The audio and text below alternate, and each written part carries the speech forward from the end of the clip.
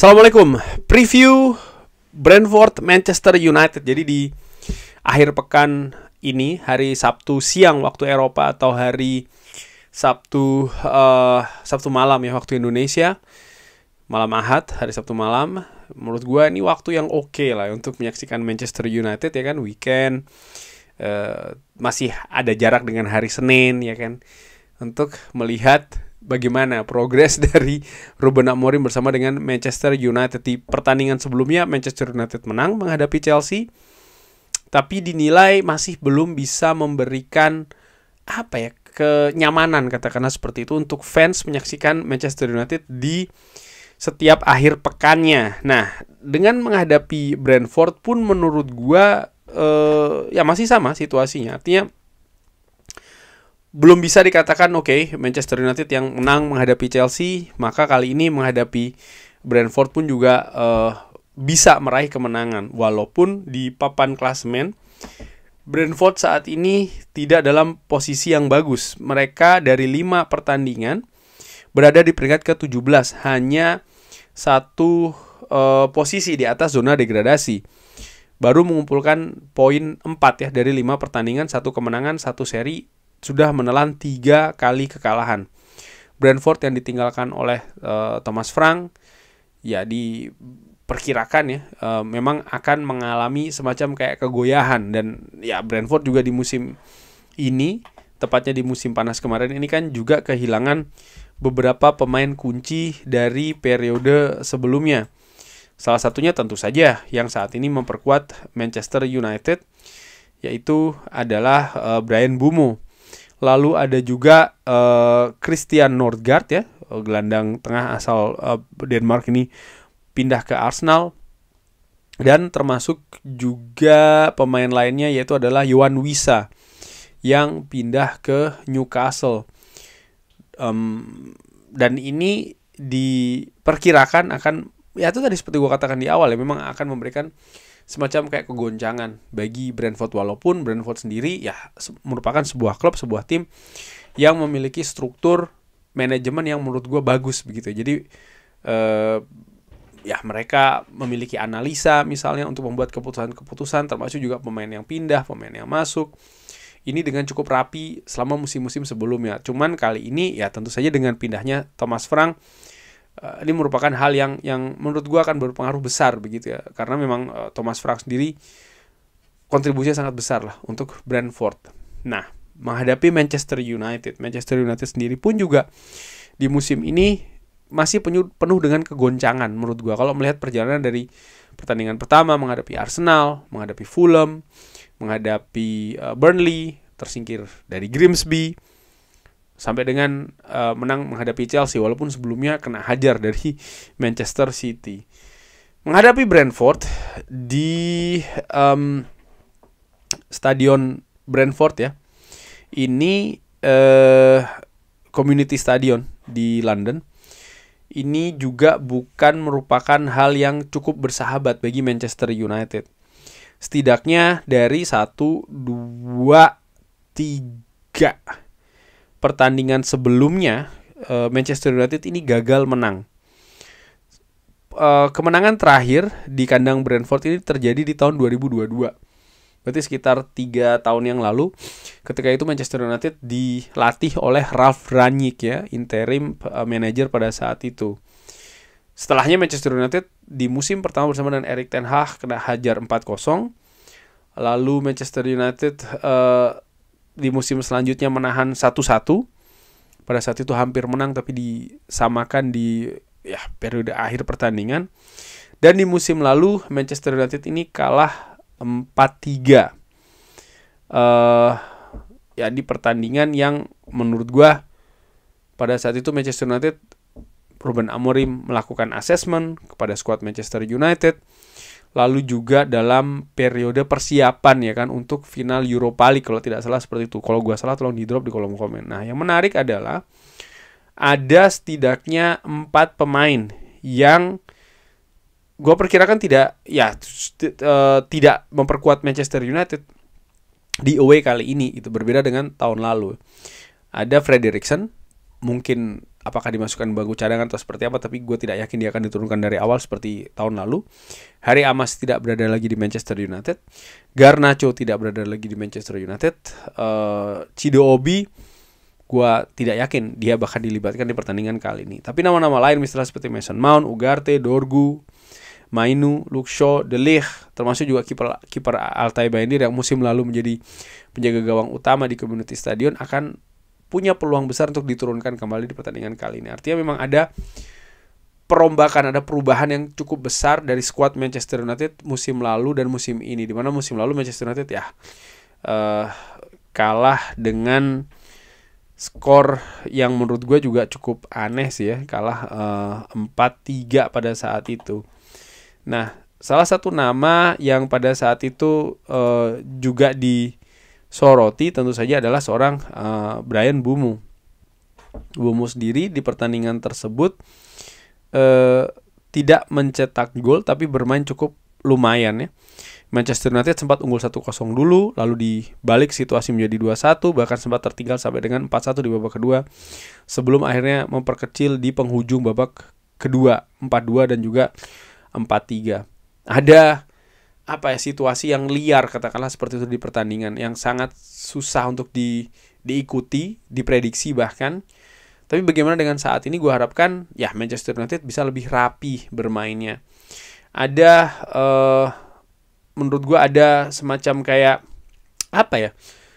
hal yang bisa diambil dari pertandingan menghadapi Chelsea, yaitu adalah intensitas dan juga agresivitas. 5 menit awal babak pertama ketika Manchester United tampil dengan agresivitas yang luar biasa, determinasi yang sangat fantastis. Mereka bahkan bisa sampai memaksa Chelsea ini melakukan kesalahan. Dan kalau ditarik ya di pertandingan menghadapi Manchester City, di pertandingan menghadapi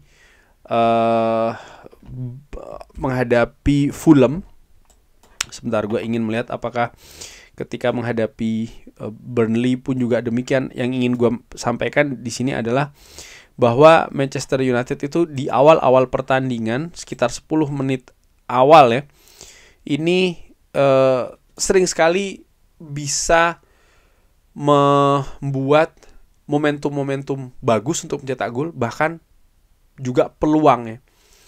Tinggal bagaimana pemanfaatannya. Dan menurut gua bukan tidak mungkin nanti di Community Stadium ya, menghadapi Brentford, Manchester United pun juga akan memiliki pola yang sama. Artinya di awal pertandingan mereka akan tampil agresif, intensitas tinggi, determinasi tinggi, pressing pun juga demikian, dan mereka bisa meng-create peluang-peluang. Menghadapi Manchester City gua ingat juga seperti itu, tapi gagal untuk dimanfaatkan.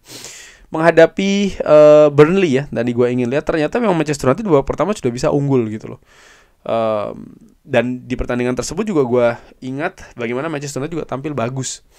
Artinya dari sisi poin-poin yang tadi gue sebutkan ya, agresivitas, determinasi dan lain-lain. Nah, sekarang menghadapi Brentford, tim yang juga sedang goyah, menurut gue semakin cepat Manchester United menghukum tuan rumah mencetak gol duluan, menurut gue ini akan penting. Brentford sedang tidak dalam keadaan yang positif di Premier League. Dari 3 pertandingan terakhir, mereka gagal menang.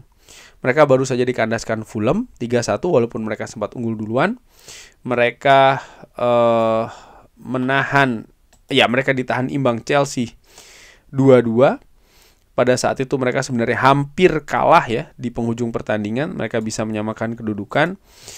Dan menghadapi Sunderland, mereka kalah 2-1 menghadapi tim yang baru promosi. Mereka harus kalah di menit-menit akhir pertandingan. Jadi secara mental tidak dalam situasi yang bagus. Dan ini berbanding kebalik dengan Manchester United. Cuman apakah ini merupakan sebuah jaminan? Belum tentu. Karena konsistensi dari Manchester United ini yang masih menjadi pertanyaan besar. Cuman gue harapkan dari apa yang terjadi menghadapi Manchester City, dari menghadapi Chelsea, sudah ada pembelajaran yang bisa diambil dari seorang Ruben Amorim. Gue menilai kalau memang ada yang mengatakan ya dia keras kepala segala macam, gue melihat nggak seperti itu sih. Dia melakukan banyak variasi, melakukan banyak juga semacam kayak penyesuaian dan juga adaptasi dengan keadaan di atas lapangan ketika Manchester United menghadapi Chelsea ya. Jadi memang ada hal yang berbeda. Gue harapkan ini juga bisa terjadi ketika menghadapi Brentford nanti. Mengenai perkiraan formasi, gue perkirakan tentu saja masih dengan 3 back ya.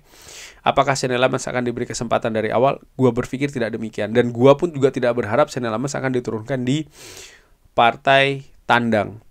Gue sempat memang mengharapkan diturunkan di derby Manchester kemarin ya, Shane Lammers. Tapi ya gue salah. Gue akui gue salah gitu. Karena di pertandingan tersebut ternyata Manchester United tampil buruk, dan kalau pada saat itu Shane Lammers diberi kesempatan duluan, bukan tidak mungkin dia akan menjadi bulan-bulanan media, dan ini tentu saja bukan hal yang bagus. Jadi memang harus diproteksi. Menurunkan pemain muda dengan pengalaman yang sangat tipis, dengan tekanan yang bisa jadi akan sangat besar, begitupun juga beban ya. Di pertandingan tandang, sekali lagi menurut gue ini bukan situasi yang ideal. Nah, dari situ gue perkirakan dan gue harapkan Altabayandi diberi kesempatan duluan. Altabayandi sebenarnya tidak tampil cukup jelek ketika menghadapi Chelsea, artinya dia tampil cukup lumayan lah. Belum bisa memberikan kenyamanan, tapi inilah pilihan yang ada saat ini di Manchester United. 3 center back, Leny Yoro di kanan, De Ligt dan Luke Shaw di sebelah kiri. Luke Shaw sendiri menurut gua ada peningkatan penampilan ya jika dibandingkan ketika dia turun menghadapi Manchester City. Ketika menghadapi Chelsea menurut gua dia jauh lebih baik, dan semoga dia bisa lebih baik lagi. Leny Yoro yang nampaknya disimpan ketika menghadapi Chelsea dengan menit bermain yang tidak sebanyak di pertandingan sebelumnya, punya peluang untuk diturunkan lebih awal, dan Matthijs De Ligt menurut gue ini menjadi pondasi lini belakang Manchester United. 4 pemain tengah ya. Wingback sebelah kanan Nocer Mazraoui yang nampaknya memang ini lebih natural posisinya di sana. Diogo Dalot kabarnya sudah bisa kembali, tapi ya gue perkirakan Nocer Mazraoui yang akan ditampilkan di sana, dan gue harapkan pun juga demikian. Di kiri Patrick Dorgu, tidak ada situasi yang aneh di sana ya. Bek kiri Patrick Dorgu, lalu 2 gelandang di tengah. Casemiro tampil bagus walaupun kena kartu merah menghadapi Chelsea, yaitu sesuatu yang tidak bisa dihindarkan menurut gua. Ugarte dipasang di lini tengah, diduetkan dengan seorang Bruno Fernandes. Bruno Fernandes yang tampil ketika menghadapi Chelsea lebih bagus menurut gua karena dia lebih didorong ke depan. Ada situasi dengan Matthijs De Ligt juga yang didorong lebih ke tengah ya, untuk mendampingi gelandang bertahan Manchester United, untuk tambahan orang di sana. Merupakan salah satu semacam kayak ya variasi solusi yang berbeda yang ditawarkan atau diberikan oleh seorang Ruben Amorim untuk posisi di lini tengah. Menurut gua sesuatu yang positif. Lalu 2 gelandang serang Mbeumo dan juga Acuna, dan di depan Benjamin Sesko. Pemain-pemain seperti Mason Mount, pemain-pemain seperti Kobbie Mainoo, maupun juga Joshua Zirkzee menurut gue punya peluang diturunkan di pertandingan ini. Bagaimana dengan perkiraan skor? Gue harapkan Manchester United bisa menang. Tergantung bagaimana situasi di sekitar 20 menit awal. Gue sangat berharap Manchester United bisa unggul duluan, karena ini akan menjadi hal pembeda mungkin jika dibandingkan dengan partai tandang sebelumnya. Ketika menghadapi Fulham misalnya, Manchester United bahkan mendapatkan banyak peluang tapi gagal untuk mencetak gol di awal-awal pertandingan. Nah, lini belakang menurut gue juga gue harapkan bisa lebih solid.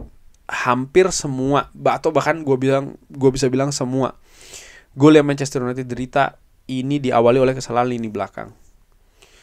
Hal yang seharusnya bisa banget dihindari.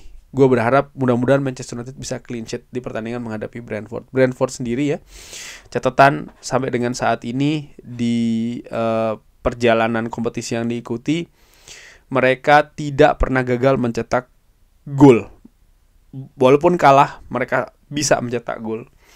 Dan ini yang harus menjadi waspada bagi lini belakang Manchester United. Brentford punya kemampuan untuk mencetak gol, untuk membuat situasi sulit gitu. Dan gue harapkan ya ini bisa diatasi oleh lini belakang Manchester United yang sebenarnya ketika mereka tampil fokus, ketika mereka tampil solid dan juga konsentrasi, mereka sangat tangguh. Gue perkirakan Manchester United mudah-mudahan bisa menang dengan skor 1-2. Tapi bagaimana menurut Sobat Football United? Seperti biasa silahkan drop di kolom komen. Terima kasih sudah menyaksikan. Jangan lupa like, sholat, dan juga subscribe. Wassalamualaikum warahmatullahi wabarakatuh. Thank you.